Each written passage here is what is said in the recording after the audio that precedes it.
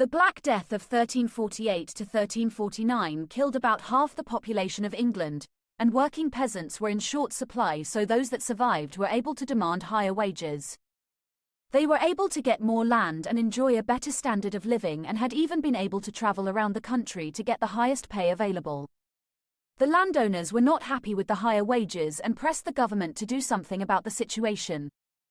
The Statute of Labourers in 1351 ordered wages to go back down to the level they were before the Black Death. Some peasants were forced to work for the church, without any pay, as they were doing God's work. Peasants and landowners alike were not happy with how rich the church and its bishops were, and were aggrieved that they were not taxed, but everyone else had to pay their tithes to the church, which was a religious tax, on top of the taxes they already paid. John Ball, although a preacher, criticized both the church and the feudal system, as he believed God saw everyone as equal, and he felt the treatment of the peasants was unfair.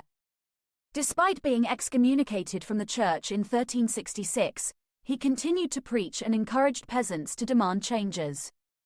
In 1377, King Edward III died and his son, King Richard II, ascended to the throne. Unfortunately, he is only 10 years old, so his uncle, John of Gaunt, is ruling for him until he comes of age. In the same year, John introduced a poll tax, where everyone over the age of 15 years had to pay a tax of 4 pence. This new tax was to finance a war with France. The peasants were angered by this new tax, which took yet more of their hard-earned money, particularly as they had hoped such a young king could have been pressured into making their lives easier.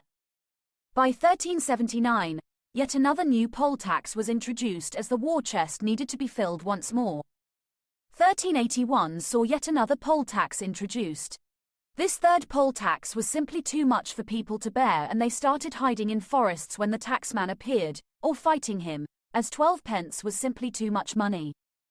In May 1381, a taxman arrived in Fobbing, Essex, and the peasants refused to pay this unjust tax. This opposition spread to surrounding villages in Essex and in Kent. Peasants gathered and started marching to London, led by Wat Tyler. Supporters from Norfolk and Suffolk joined them on the way. In the meantime, John Ball was addressing a crowd in the south of London, at Blackheath, encouraging them to demand greater rights. The crowd took heed, burned down buildings, and freed prisoners, while King Richard took shelter in the Tower of London with his advisors. At the age of 14, Richard met with the peasants and agreed to their demands for freedom to move around the country and for some of his advisors to be executed. Shortly after this meeting, the peasants stormed the Tower of London and murdered the Archbishop of Canterbury and Lord Chancellor, Simon Sudbury, and the Lord Treasurer, Robert Hales.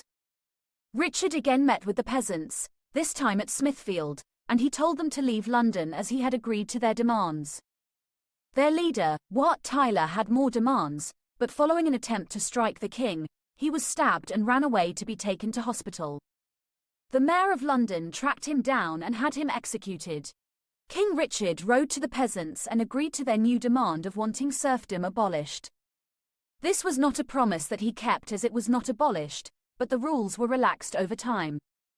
Richard sent soldiers to round up the rebels, and the leaders of the revolt, including John Ball and Jack Straw, were executed.